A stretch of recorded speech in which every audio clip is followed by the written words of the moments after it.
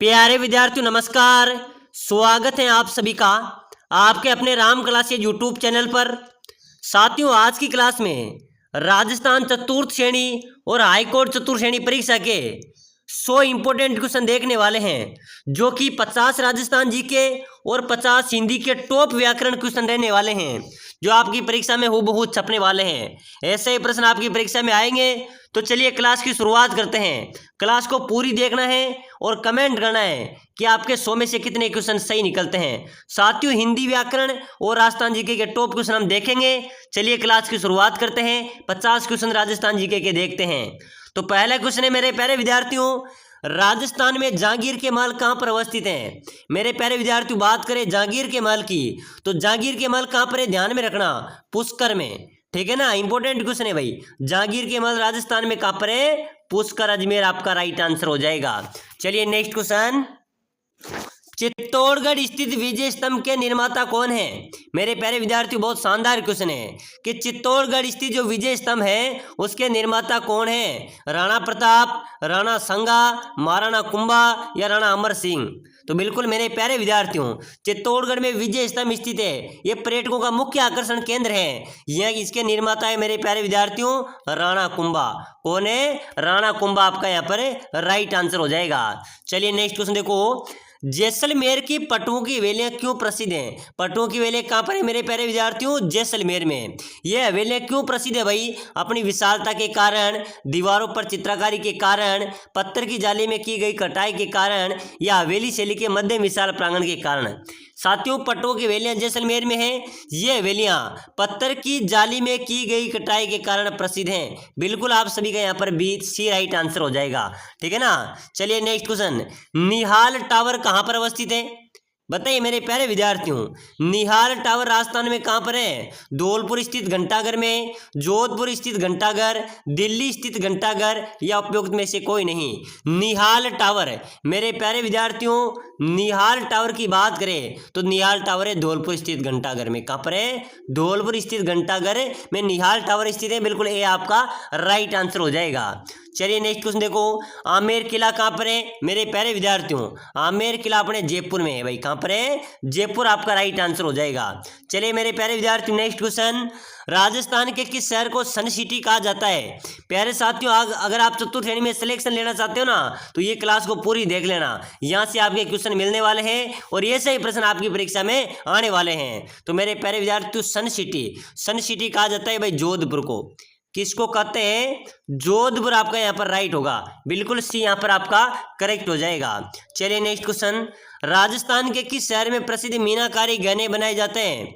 मेरे प्यारे विद्यार्थियों, अपने राजस्थान के कौन से शहर में प्रसिद्ध मीनाकारी गहने बनाए जाते हैं भाई। जोधपुर में, भरतपुर में, जयपुर में या नागौर में। तो मीनाकारी गहने कहाँ बनाए जाते हैं, जयपुर में भाई। बिल्कुल आपका यहाँ पर सी राइट आंसर हो जाएगा। यहाँ पर प्रसिद्ध मीनाकारी गहने बनाए जाते हैं। चलिए मेरे प्यारे विद्यार्थियों नेक्स्ट क्वेश्चन है, राजस्थान मौलाना अब्दुल कलाम आजाद पारसी शोध संस्थान कहाँ पर है। ये फतेहपुर शेखावाटी में अवस्थित है। चलिए नेक्स्ट क्वेश्चन, जागीर के महल मेरे प्यारे विद्यार्थियों सभी को पता है कि अपना जागीर के महल कहाँ पर है, राजस्थान में, पुष्कर, अजमेर में। ठीक है ना। चलिए नेक्स्ट क्वेश्चन, प्रसिद्ध रणकपुर का जैन मंदिर किस जिले में स्थित है।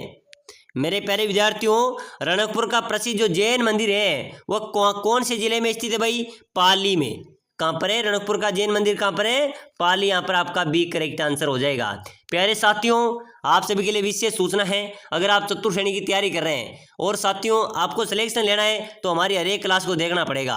ठीक है ना। सभी साथी क्लास को लाइक कर लो भाई और चैनल को भी सब्सक्राइब कर लो। इससे क्या होगा, अगली क्लास आपको सबसे पहले देखने को मिलेगी। तो फटाफट से लाइक कर दो रे, जितने ग्रुप आपके पास हैं उनमें शेयर कर दो और चैनल को जरूर सब्सक्राइब कर दो ताकि अगली क्लास भी आपको सबसे पहले मिले।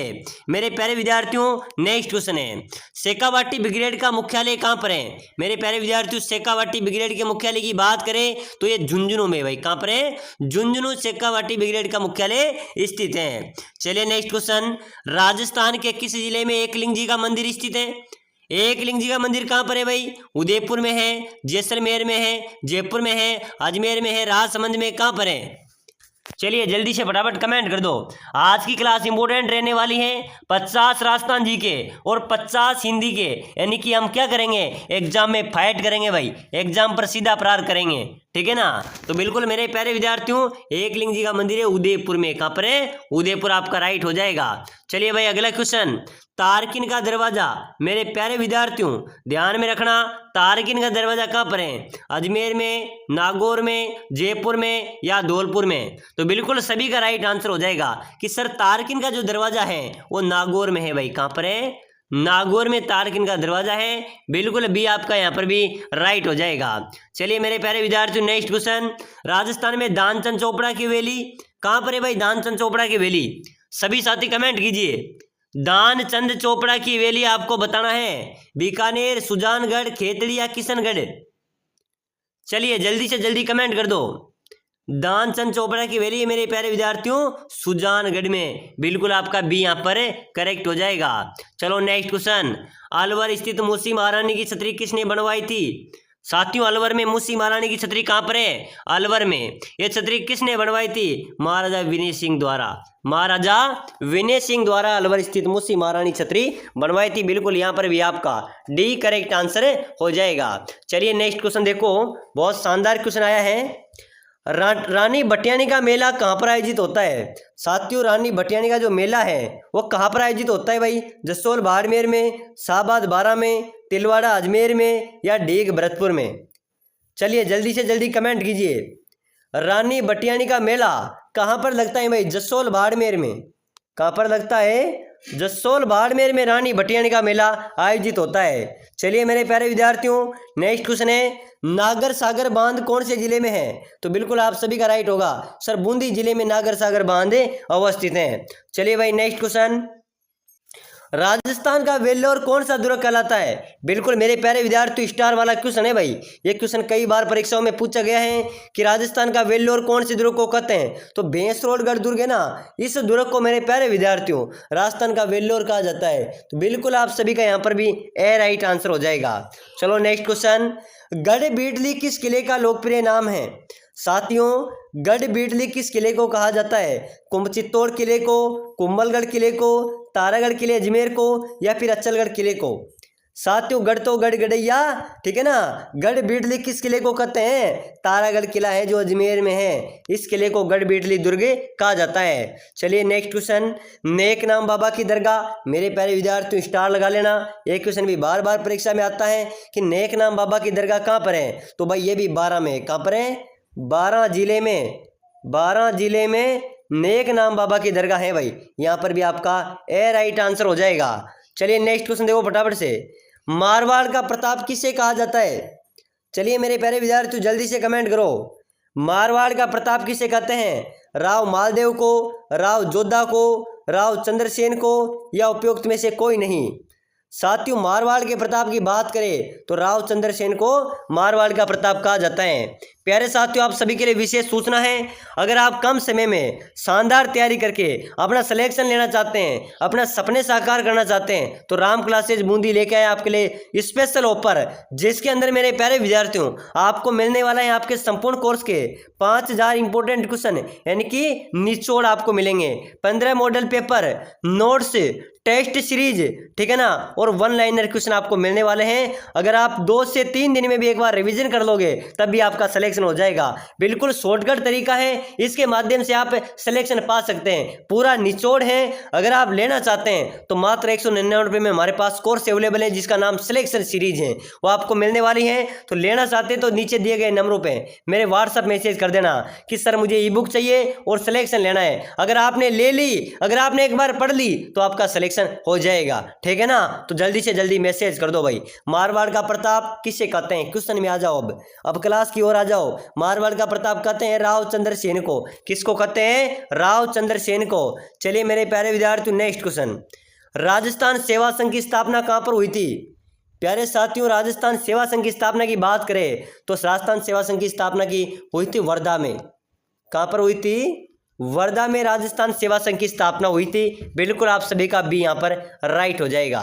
चलिए नेक्स्ट क्वेश्चन, प्राचीन काल में बीकानेर को किस नाम से जाना जाता था? चलिए बताओ मेरे प्यारे विद्यार्थियों, प्राचीन काल में बीकानेर को कौन से नाम से जाना जाता है भाई? मरु प्रदेश, मत्स्य जनपद, जंगल देश या राजपूताना? चलिए मेरे प्यारे विद्यार्थियों, फटाफट से जल्दी से कमेंट कर दो। प्राचीन काल में बीकानेर को कौन से नाम से जाना जाता था? जंगल प्रदेश, जंगल देश, जंगल प्रदेश के नाम से बीकानेर को जाना जाता था। बिल्कुल आपका यहाँ पर सी राइट होगा। चलिए भाई अगला क्वेश्चन, राजस्थान का पूर्ण एकीकरण किस तिथि को हुआ था? बिल्कुल मेरे प्यारे विद्यार्थियों, मैं सुपर फास्ट क्लास के अंदर इतनी स्पीड इसलिए ले रहा हूं क्योंकि क्वेश्चन से डायरेक्ट आंसर की तरफ आ रहा हूं। क्यों साथियों? क्योंकि समय कम बचा है। समय की कदर करना सीखो, समय पे तैयारी करना सीखो, ठीक है ना? तो बिल्कुल बिना देरी किए हुए पूरी क्लास का रिविजन करेंगे। हो सकता है मैं इस क्लास को 2 घंटे की कर दूं, हो सकता है इस क्लास को मैं 20 मिनट में खत्म कर दूं। तो बिल्कुल समय कम बचा है, रिविजन का समय है, तो बिल्कुल अच्छी तरीके से पढ़ेंगे और सिलेक्शन लेंगे। तो सभी साथी लाइक कर देना भाई, सब्सक्राइब कर देना। और साथियों नेक्स्ट क्वेश्चन की ओर आ जाओ, बहुत शानदार क्वेश्चन है। आहार संस्कृति लोग किस धातु से परिचित नहीं थे? साथियों आहार संस्कृति के जो लोग थे वो कौन सी धातु से परिचित नहीं थे? वो चांदी से परिचित नहीं थे। उनको तांबा, लोहा, टिन सभी का पता था, लेकिन चांदी से वो परिचित नहीं थे। तो बिल्कुल आपका यहाँ पर बी राइट आंसर हो जाएगा। चलिए भाई अगला क्वेश्चन, राजस्थान में बांसवाड़ा जिले के मानगढ़ को क्यों जाना जाता है? मानगढ़ धाम नाम सुना होगा, जिसे दूसरा जलियांवाला बाग भी कहा जाता है, ठीक है ना?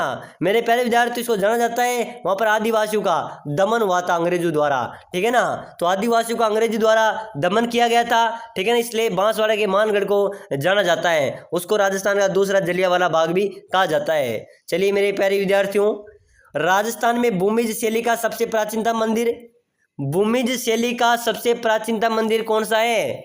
पुष्कर का ब्रह्मा मंदिर, सेवड़ी का जैन मंदिर, बाणगढ़ का शिव मंदिर या लोद्रवा का जैन मंदिर? मेरे प्यारे विद्यार्थियों, राजस्थान में भूमिज शैली का सबसे प्राचीन मंदिर की बात करें तो सेवड़ी का जैन मंदिर है। कौन सा है? सेवड़ी का जैन मंदिर है जो भूमिज शैली का सबसे प्राचीन मंदिर है। चलिए नेक्स्ट क्वेश्चन, बहुत अच्छा क्वेश्चन है। पशु पक्षियों को महत्व देने वाली चित्रशैली कौन सी है? साथियों पशु पक्षियों को महत्व देने वाली चित्रशैली की बात करें तो बिल्कुल बूंदी शैली आपका राइट हो जाएगी।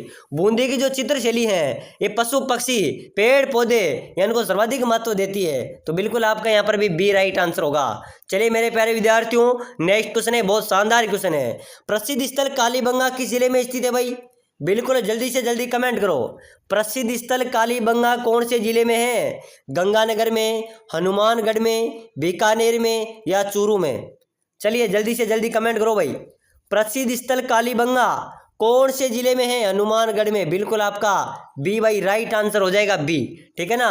चलिए नेक्स्ट क्वेश्चन, शक्कर पीर बाबा के नाम से प्रसिद्ध हजरत साहब शंकर बादशाह की दरगाह। बिल्कुल मेरे प्यारे विद्यार्थियों स्टार लगा लेना रे मेरे प्यारे विद्यार्थियों, क्योंकि ये क्वेश्चन बार बार परीक्षाओं में क्या कर रहा है? घमला कर रहा है, गपला कर रहा है, बार बार पूछा जा रहा है, ठीक है ना? तो शक्कर पीर बाबा के नाम से प्रसिद्ध हजरत साहब शंकर बादशाह की जो दरगाह है मेरे प्यारे विद्यार्थियों वो नरहड़ में अवस्थित है। कहाँ पर है? नरहड़ में अवस्थित है। चलिए भाई अगला क्वेश्चन की ओर आ जाओ। आदिवासी लोगों में लीला मोरिया संस्कार किससे प्रचलित संबंधित है? तो लीला मोरिया संस्कार, यह संस्कार विवाह से संबंधित है भाई। किससे संबंधित है? विवाह आपका राइट होगा। चलिए मेरे प्यारे विद्यार्थियों, ऊंट की खाल पर चित्रांकन किस शैली की विशेषता है? तो ऊंट की खाल पर जो चित्रांकन किया जाता है वो किशनगढ़ शैली की विशेषता है भाई। किसकी विशेषता है? किशनगढ़ शैली। यहां पर भी आपका राइट आंसर हो जाएगा। चलिए मेरे प्यारे विद्यार्थियों, बहुत शानदार क्वेश्चन है। राजस्थान में सती प्रथा सबसे ज्यादा कौन सी जाति में प्रचलित थी? तो साथियों सती प्रथा सबसे ज्यादा प्रचलित थी राजपूत जाति में। कौन सी जाति में? राजपूत जाति में सती प्रथा सबसे ज्यादा प्रचलित थी। चलिए भाई अगला क्वेश्चन की ओर आ जाओ। लोक देवता तेजाजी महाराज का पवित्र स्थल बांसी दुगारी कहां पर है? तो बिल्कुल मेरे प्यारे विद्यार्थियों ध्यान में रखना, आज की क्लास में वही क्वेश्चन पढ़ेंगे जो आपकी परीक्षा में आएंगे। मैंने राम क्लासेज बूंदी द्वारा BSTC परीक्षा के अंदर सर्वाधिक सिलेक्शन दिलाने वाला एकमात्र चैनल है राम क्लासेज बूंदी। यहाँ पर जो क्वेश्चन बताए थे वही परीक्षा में आए थे और चतुर्थ श्रेणी के अंदर भी वही करेंगे, ठीक है ना? आपको ई बुक ले लेनी है, सोपड़ा साफ हो जाएगा। आपको कुछ पढ़ने की जरूरत नहीं है, आपका सिलेक्शन हो जाएगा। क्योंकि उसके अंदर क्या है? उसके अंदर रामबाण निचोड़ है, 4 किताबों का निचोड़ है। तो बिल्कुल मेरे प्यारे विद्यार्थियों इस नंबरों पे मेरे व्हाट्सएप मैसेज कर देना, आपको ई बुक मिल जाएगी, ठीक है ना? लोक देवता तेजाजी महाराज का पवित्र स्थल की बात करें तो बांसी दुगारी यहाँ पर आपका बूंदी जिले में स्थित है। बिल्कुल बूंदी राइट आंसर हो जाएगा। चलिए भाई अगला क्वेश्चन, बेंगटी किस संत का पवित्र स्थल है? बेंगटी।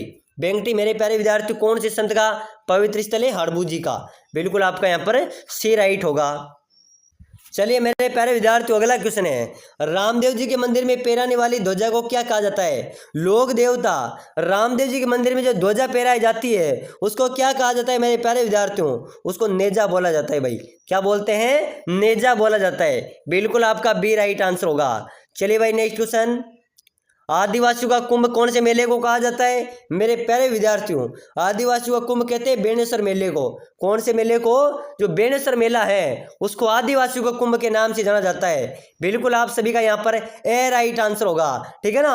आदिवासियों का कुंभ किसे कहते हैं? बेणेश्वर मेले को। बिल्कुल आपका ए राइट आंसर हो जाएगा। चलिए भाई नेक्स्ट क्वेश्चन फटाफट से, राजस्थान के वह लोक देवता जो गोगा जी की भांति प्रसिद्ध हैं। तो बिल्कुल मेरे प्यारे विद्यार्थियों राजस्थान के वह लोक देवता जो गोगा जी की भांति नागों के देवता के रूप में प्रसिद्ध हैं तो वह है लोक देवता तेजा जी भाई।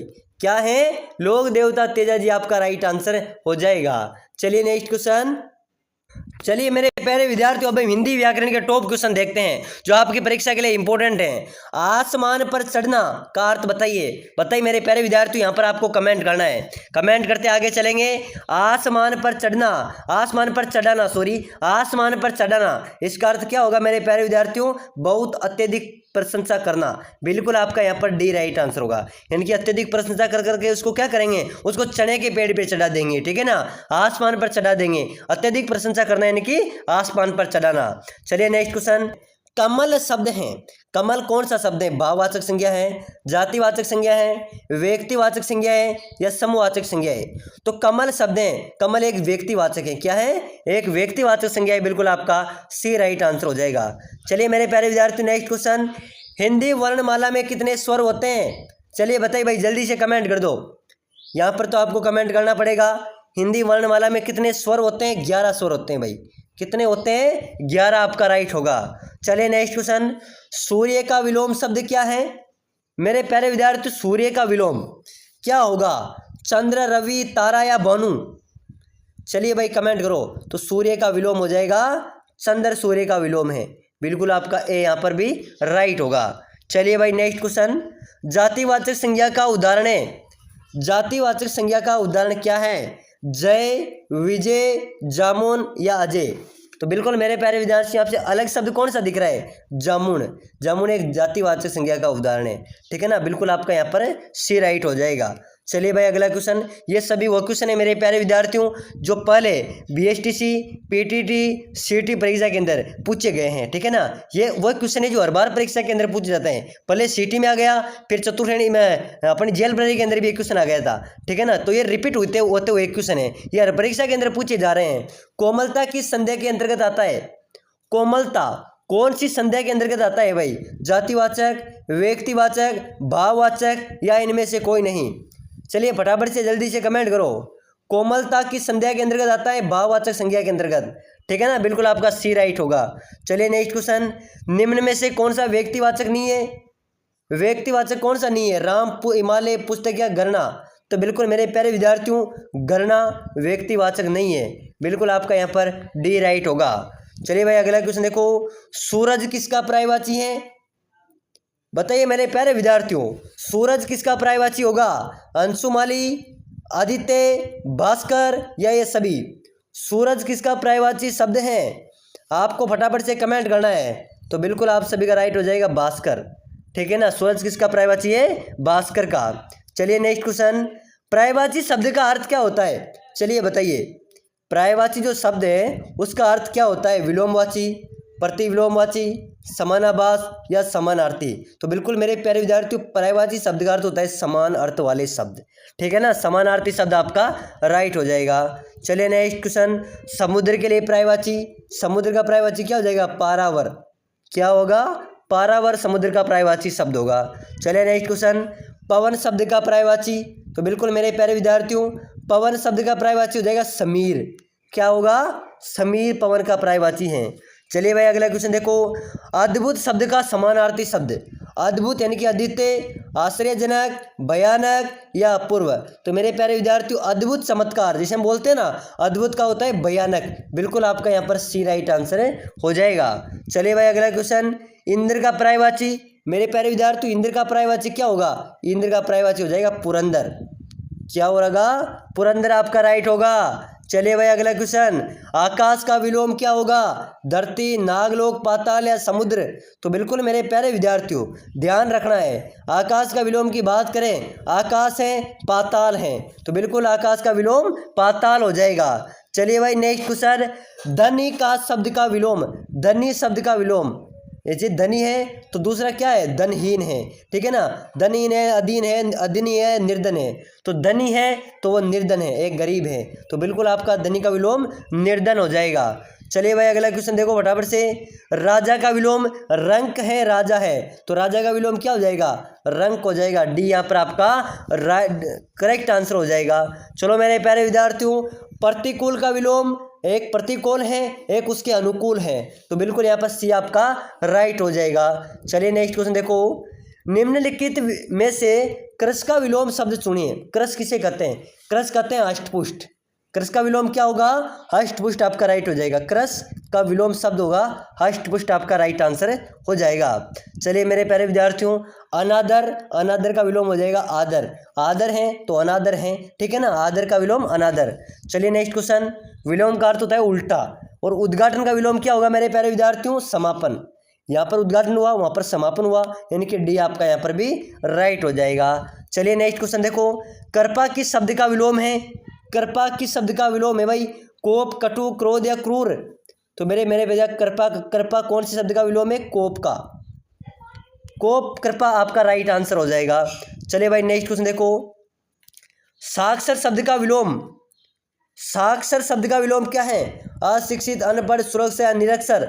तो बिल्कुल मेरे प्यारे विद्यार्थी साक्षर हैं तो एक निरक्षर है, बिल्कुल आपका यहाँ पर डी यहाँ का विलोम होगा, राइट आंसर होगा। चलिए साथियों आज की क्लास में महत्वपूर्ण क्वेश्चन देखे हैं, अगली क्लास बहुत शानदार धमाकेदार आ रही है। सभी साथी लाइक शेयर सब्सक्राइबर जरूर करें।